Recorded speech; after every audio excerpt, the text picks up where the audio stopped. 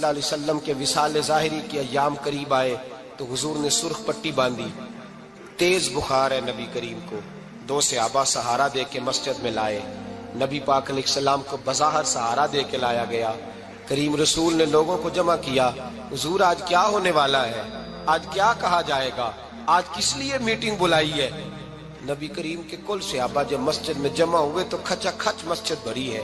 وصال ظاہری سے چند یوم پہلے کی بات، نبی پاک نے فرمایا آج تمہیں کوئی جہاد کی ترغیب نہیں دینی، آج کوئی نیا پیغام نہیں دینا، آج تمہیں بتانا ہے کہ رب نے اپنے بندے کو اختیار دیا ہے، چاہے تو دنیا میں رہے، چاہے تو اس کی بارگاہ میں حاضر ہو جائے۔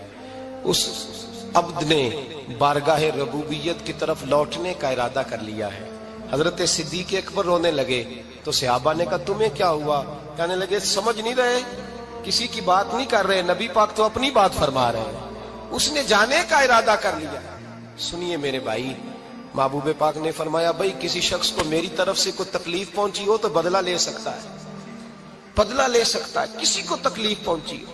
صحابہ پھوٹ کے رونے لگے، محبوبہ کرم ہی کرم ہوا ہے، رحمت ہی رحمت آئی، آپ کے بارے میں گمان کرنے والا بھی دائرہ ایمان سے نکل جائے گا۔ حضور آپ کیا فرما رہے ہیں؟ فرمایا نہیں بھائی اٹھو۔ پیچھے سے جناب عکاشہ بن محصن اٹھے، ہاتھ کانپتے ہیں، آگے بڑھے، کہنے لگے یا رسول اللہ، ایک جنگ کے موقع پر آپ نے درہ مارا تھا، ننگی پیٹھ پر صفیں سیدھی کراتے، بات دل میں رہ گئی ہے، میں نے بدلہ لینا ہے۔ نبی کریم نے فرمایا بلال دوڑ کے جاؤ، فاطمہ کے گھر درہ پڑا ہے، درہ لاؤ۔ سیدنا بلال حبشی کہتے میں گیا، دستک دی سیدہ طیبہ طاہرہ، حضرت فاطمہ فرمانے لگی بلال کیسے آئے ہو؟ اماں جی وہ درہ چاہیے تھا۔ سیدہ کو تشویش ہوئی، کہنے لگے بلال نہ تو جنگ پہ جانا ہے، نہ جہاد ہے، نہ کوئی ایسا موقع ہے، حضور کی تو طبیعت مبارک بظاہر بڑی علیل ہے، درہ کیا کریں گے؟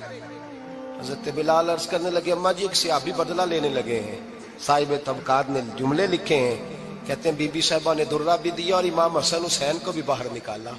فرمانے لگی عکاشہ سے کہنا 100 درے مارے، ان 2 شہزادوں کے جسم پر نبی پاک کے قریب نہ جائے، میں نے 2 بچے پیدا ہی اپنے محبوب پر قربان کرنے کے لیے کیے، ان کو لے جائے۔ حضرت بلال کہتے ہیں میں 2 شہزادے لے کے آیا، اور جب دروازے میں میں لے کے پہنچا تو نبی پاک نے دیکھا تو آنکھوں میں آنسو آ گئے۔ فرمایا ان کو بٹھا دو، مجھے پتا ہے فاطمہ نے کیا کہہ کے بھیجا ہے۔ حضرت سیدنا بلال فرماتے ہیں درہ میں نے جناب عکاشہ کو دیا، حضرت عکاشہ درہ لے کے آگے جو بڑھے تو حضرت ابو بکر صدیق نے ان کے پیروں پہ ہاتھ رکھا، فرمایا عکاشہ میری طرف آ یار، مجھے مار درے، نبی پاک کے قریب نہ جا۔ مصطفیٰ کریم نے فرمایا ابو بکر تو ہٹ جا، اسے آنے دے۔ فرماتے ہیں میں چند قدم آگے گیا تو مولا علی شیر خدا نے میرے پیر پہ ہاتھ رکھا، کہنے لگے عکاشہ سوچ تو صحیح تو کیا کر رہا ہے؟ حضور نے فرمایا علی ہٹ جاؤ، میرا اور ان کا معاملہ ہے۔ جناب عکاشہ آگے بڑھ رہے، نبی کریم نے فرمایا میں اپنی امت کو درس دینا چاہتا ہوں، خبردار خبردار زندگی میں تمہارے ہاتھ سے زبان سے کسی کو تکلیف نہ پہنچنے پائے، خبردار یاد رکھنا وہ معاشرے بگڑ جاتے ہیں، وہ معاشرے تباہ کر دیے جاتے ہیں جہاں ظلم ہوتا ہے، جہاں زیادتی ہوتی ہے، جہاں لوگوں کو ستایا جاتا ہے۔ محبوب کریم کے قریب آئے حضرت عکاشہ، کہا حضور میری پیٹھ ننگی تھی، آپ بھی ذرا کپڑا ہٹائیے۔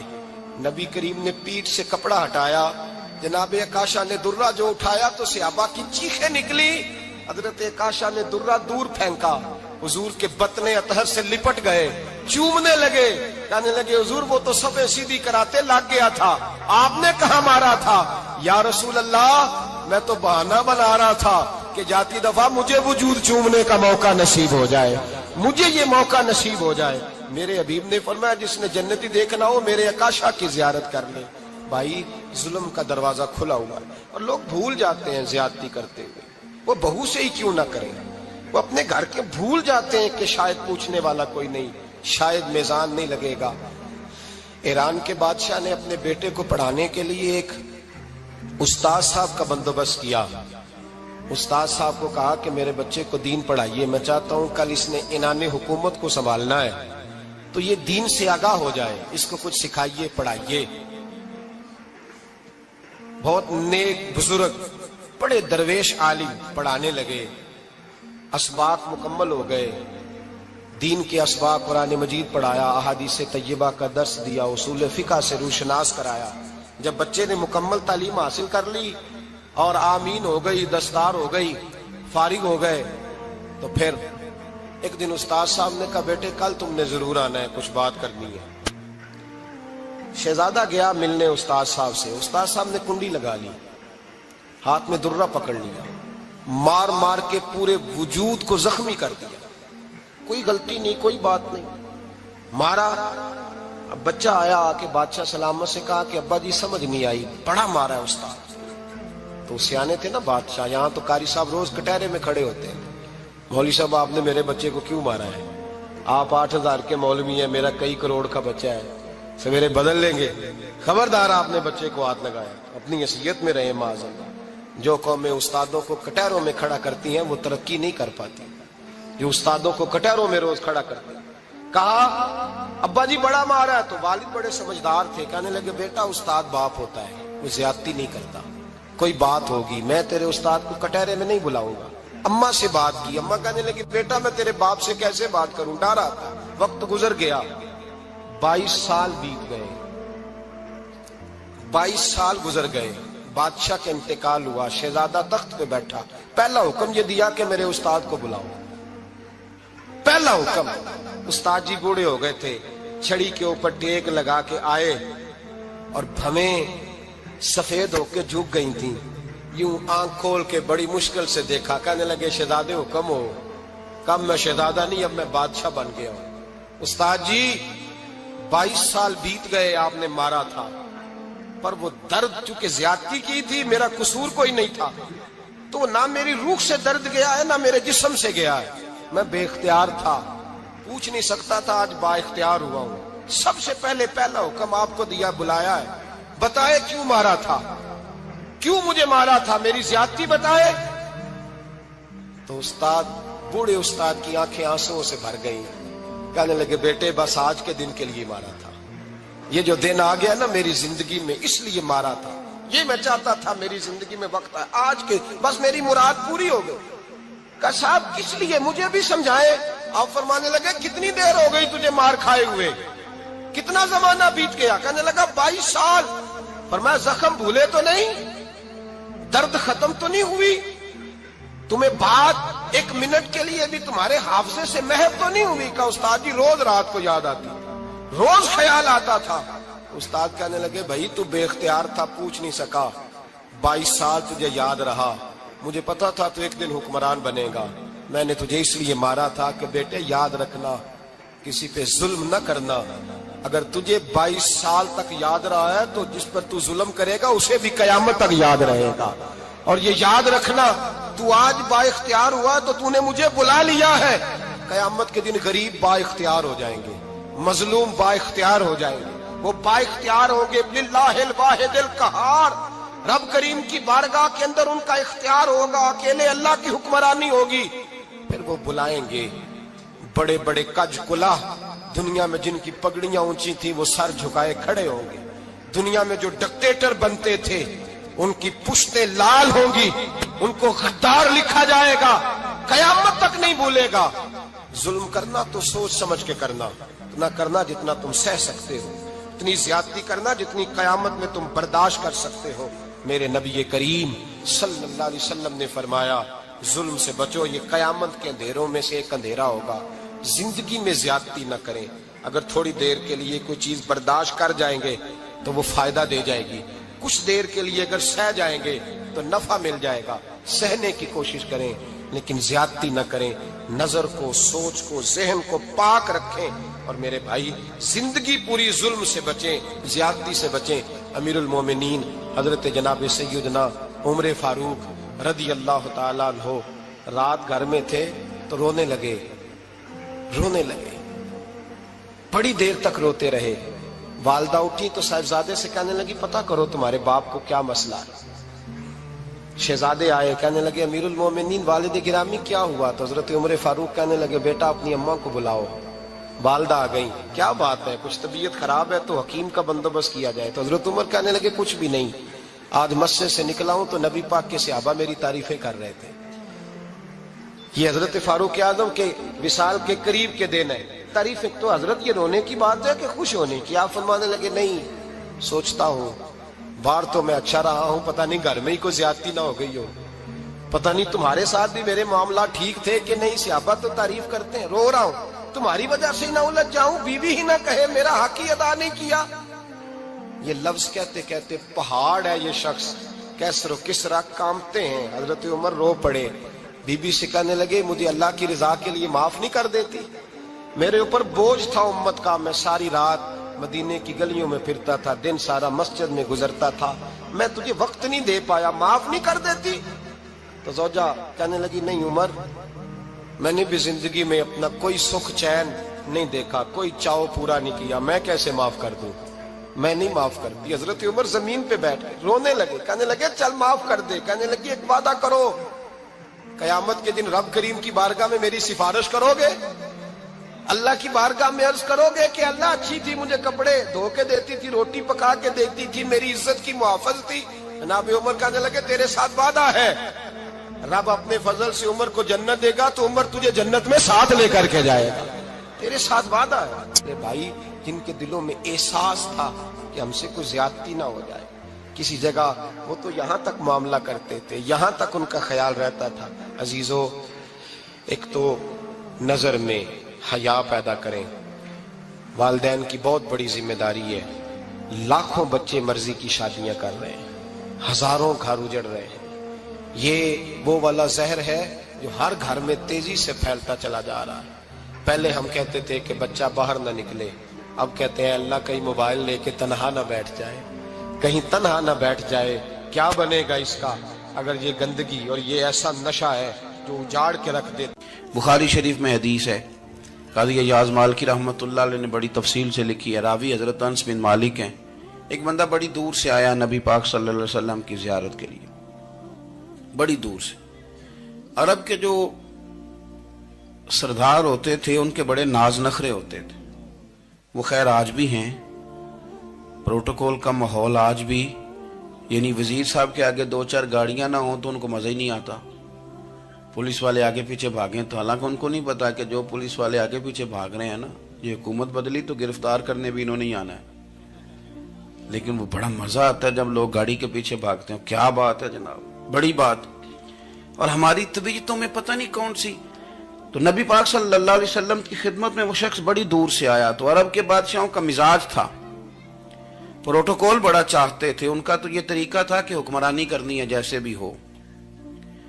اگر کسی غلام نے دھوپ میں بندھا رہ گیا، اونٹ اور چھاؤں میں نہیں باندھا تو درے مارتے تھے، اور اگر اس نے کھول کے باندھ دیا تو پھر بھی مارتے تھے، کہتے تھے اتنا سیانا ہو گیا تو انہیں پوچھا ہی نہیں، خود بخود ہی باندھ دیا۔ وہ شخص حضور کی بارگاہ میں آیا اور بہت سارے لوگوں کے پاس کیونکہ وہ جاتا تھا اپنے سربراہ کا پیغام لے کے، تو وہ کانپ رہا ہے جب حضور کی بارگاہ میں گیا، ڈر رہا ہے۔ اب ذرا بات کو سمجھنا، نبی پاک صلی اللہ علیہ وسلم نے اس سے فرمایا کیوں ڈرتے ہو؟ سادہ آدمی ہے، دیہاتی ہے، بدو ہے۔ اللہ کے رسول نے تھپ کی دی، کیوں ڈرتے ہو؟ تو کہتے حضور مجھے آداب نہیں آتے اور مجھے ڈر آتا ہے، کوئی بات اگر ایسی ہو گئی، آپ مدینے کی حکومت کے سربراہ ہیں تو کہیں آپ ناراض نہ ہو جائیں۔ حضرت انس بن مالک فرماتے ہیں بات کہاں کی تھی، پہنچ کہاں گئی؟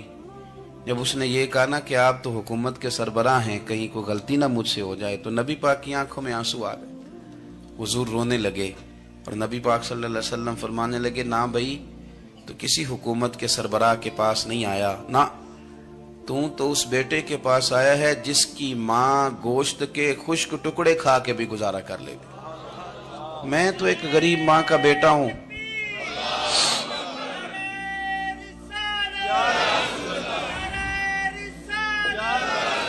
بھائی اگر آپ کا یہ ذوق بن جائے، دیکھو نا آج تو لوگ بھول جاتے ہیں نا، کپڑے بدل لیتے ہیں تو وہ سمجھتے ہیں کہ شاید سارا کچھ ہی بدل گیا، یعنی گاؤں سے آ کر پڑھنے والے بھول ہی گئے ہیں کہ کس کی ماں نے کتنا زیور بیچا۔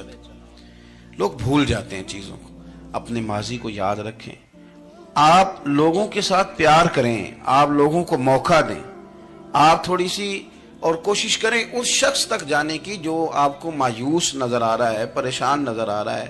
یہ ہمیں میلاد والے محبوب صلی اللہ علیہ وسلم نے درس دی۔ ایک اور پہلو، حضور سید عالم صلی اللہ علیہ وسلم نے، ہمارے ہاں نا ابھی بھی برادری کی تقسیم ہے، ابھی بھی، اور کچھ میں نے ایسے کمزور لوگ بھی دیکھے. یہ اس طرح کی حرکتیں ہارے ہوئے لوگ کرتے ہیں.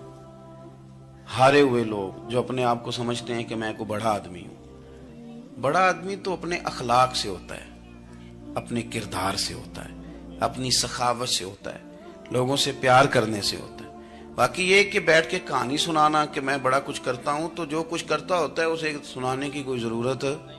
ایک اور بہت سارے لوگ آپ تعزیت کرنے جائیں نا والد کے انتقال کے بعد, تو ان بیچاروں کو بتانا پڑتا ہے کہ ابا جی میرے بغیر دوائی نہیں کھاتے تھے. تو میں کہتا ہوں اگر تیرے بغیر نہیں کھاتے تھے پھر بتانے کی ضرورت نہیں, پھر تو سارے گاؤں کو پتا ہوگا کہ تیرے بغیر نہیں کھاتے تھے. اور اگر کوئی دال میں کالا ہے تو پھر تیری وضاحت کوئی بندہ قبول نہیں کرے گا.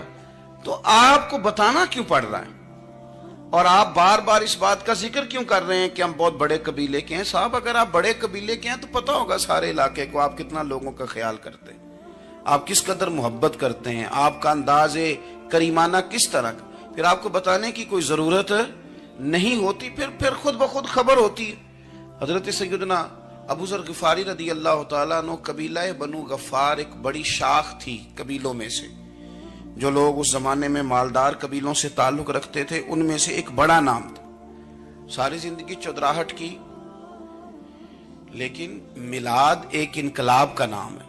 میں میلاد منانے والے دوستوں سے گزارش کرتا ہوں کہ آپ ہر سال میلاد منائیں, اور ہر سال میلاد کے بعد آپ تھوڑے بدل بھی جائیں, یعنی تھوڑے سے بدل جائیں. کچھ لوگ کہیں یار یہ داڑھی میں نے نا 12 ربیع الاول والے دن رکھی تھی, یہ میری میلاد والی داڑھی ہے. اور داڑھی رکھیں بھی نبی پاک کی مرضی کی. کس کی مرضی کی؟ نہ ناراض ہو جائے جی میں ٹور چلا بس. کس مرضی کی جی؟ اپنی مرضی کے نہیں. داڑھی کا وزن کو نہیں ہوتا کہ پوری مٹھی رکھیں گے تو آپ کو کوئی دقت ہوگی, کوئی وزن نہیں. پوری رکھیں, جو حضور کا طریقہ مبارکہ ہے جو ہمیں ملتا ہے اس پر آپ توجہ فرمائیں. تو میں جو بات عرض کرنے جا رہا ہوں وہ میلاد انقلاب ہے. حضور سید عالم صلی اللہ علیہ وسلم کی بارگاہ میں آنے سے پہلے لوگ کچھ اور ہوتے تھے, اور یہاں سے ہو کے جاتے تھے تو پھر ان میں تبدیلی آتی تھی. میں سارا دن کرامتیں سناؤں نا کسی کو اپنے پیر صاحب کی, اور اپنے گھر میں بھی کہ میرے حضرت بڑے, میرے استاد بڑے, لیکن بیوی کے ساتھ اگر میں ترش لہجے میں بات کروں گا تو وہ کہے گی یہ سکھاندے نے تینوں پیر صاحب. دوست کہیں گے یہ سکھاتے ہیں آپ. تو آپ کی کہانیاں نہیں چلتی, آپ کا کردار چلتا ہے. حضرت ابو ذر غفاری رضی اللہ تعالیٰ عنہ فرماتے ہیں چونکہ میں چودھری تھا, سیدنا بلال حبشی رضی اللہ تعالیٰ عنہ کے پاس میں بیٹھا تھا. کسی بات میں بات آگے بڑھی اور بڑھتے بڑھتے بات شکنجی تک چلی گئی. رائے کے اختلاف نے باتوں میں تلخی پیدا کر دی, اور جب تھوڑے لفظ اور تیز ہوئے تو میں نے انہیں کہہ دیا چپ کر, تو ابشن کا بیٹا ہے. کس کے بیٹے تھے حضرت بلال؟ کہتے ہیں جب انہوں نے مجھے کہا تو میرا دل بڑا ٹوٹا, لیکن میں نے ارادہ کیا کہ میں نے حضور کی بارگاہ میں نہیں عرض کرنی. اب ہر بات کی ہم حضور کی بارگاہ میں شکایت کریں. لیکن میں جا کے مسجد میں بیٹھا, اور جب سرکار آئے نا, ارادہ نہیں تھا کہ عرض کروں گا, لیکن حضور کا چہرہ دیکھا تو دکھ میرا خود ہی تازہ ہو گیا. رونے کا بھی تو تب ہی مزہ آتا ہے نا کوئی اپنا ملے تو. فرماتے ہیں کہ میرے آنسو نہ بغیر اختیار کے چھلک پڑے, اور میں کھل کے روئے, کھل کے. قربان جاؤں محبوب کے بھی حضور نے پاس نہیں بلایا, بلکہ نبی پاک اٹھ کے خود میرے پاس آئے اور مجھے کندھوں سے پکڑ کے سینے سے لگایا. اور جب میں کھل کے رو لیا تو حضور میرے آنسو پوچھنے لگے. کچھ شعر ایسے ہوتے ہیں جو کسی نے کہے ہوتے ہیں, اور کہنے والا جو ہوتا ہے وہ صاحب حال ہوتا ہے, تو اس میں کچھ خوبصورتی زیادہ ہی ہو جاتی ہے. ایک پنجابی کے شاعر ہمارے گجرات میں گزرے, بزرگ تھے, ان کا ایک شعر ہے, وہ کہتے ہیں ایک واری میری آنکھیاں چوں اونا نے اتھرو پونجے سن. ایک واری میری آنکھیاں چوں اونا نے اتھرو پونجے سن, ہن تے چسکا پہ گیا رونے دا. ایک واری میری آنکھیاں چوں اونا نے اتھرو پونجے سن, ہن تے چسکا پہ گیا رونے دا, تے ہر ویلے آہو زاری دا. تو میں روز رونے لگا ہوں, مزہ ہی بڑا آیا ہے جب سے محبوب نے چپ کرانا شروع کیا میرے عزیز. اور پھر حضرت بلال حبشی رضی اللہ تعالیٰ عنہ چونکہ حضور کے غلام تھے, اور انہیں پتا تھا کہ سرکار میری ناز برداری کرتے ہیں, حضور نے چپ کرایا. فرمایا کیوں روتے ہو؟ تو عرض کرنے لگے یا رسول اللہ صلی اللہ علیہ وسلم, اگر میں ابشن کا بیٹا ہوں تو میری تو غلطی کوئی نہیں نا, یہ تو تقسیم اللہ کی ہے نا. الذی خلقک فسواک فعدلک فی ای صورت ما شاء رکبک. جس طرح وہ چاہتا ہے، جس کو چاہتا ہے اس طرح کی اس کی صورت بنا دیتا ہے. تو مجھے ابشن کا بیٹا کہا جاتا ہے، میری غلطی کیا ہے؟ حضرت بلال نے بھی نہیں بتایا کس نے کہا. لیکن نبی پاک صلی اللہ علیہ وسلم نے کیا فرمایا؟ امام یوسف صالحی نے لکھا ہے، ذرا غور کرنا بات پر. تسلیاں لوگ اور رنگ میں بھی دیتے ہیں، پر یہ تسلی بڑی انوکھی ہے. حضور فرمانے لگے، بلال اگر تو ابشن کا بیٹا ہے تو پریشان کیوں ہوتا ہے؟ کالے رنگ والی ماں کا بیٹا ہے تو پریشان کیوں ہوتا ہے اگر تیری والدہ کا رنگ کالا ہے تو؟ عرض کی، حضور آپ کیا فرمانا چاہتے ہیں؟ تو سرکار فرمانے لگے، میں دو ماؤں کا بیٹا ہوں. ایک جناب آمنہ جنہوں نے مجھے پیدا کیا، اور ایک حضرت ام ایمن جنہوں نے میری پرورش کی، مجھے بڑا کیا. حضور فرمانے لگے، میری ماں آمنہ کا رنگ گورا تھا اور میری ماں ام ایمن کا رنگ کالا ہے. تو فرمایا، اگر تجھے کسی نے کالے رنگ والی ماں کا بیٹا کہا تو اسے کہہ دینا مدینے والے محبوب کے بھی تو ایک والدہ کا رنگ کالا ہے، تو کہہ دینا. حضرت بلال کہتے ہیں کہ وہ اس طرح کی تسلی تھی، طفل تسلیاں نہیں جس طرح کی ہمیں دی جاتی، وہ اس طرح کی خوبصورت تسلی تھی کہ اس کے بعد میرا دل ایسا ٹھنڈا ہوا، پھر کسی کا تانا نہیں رہا، پھر کسی کی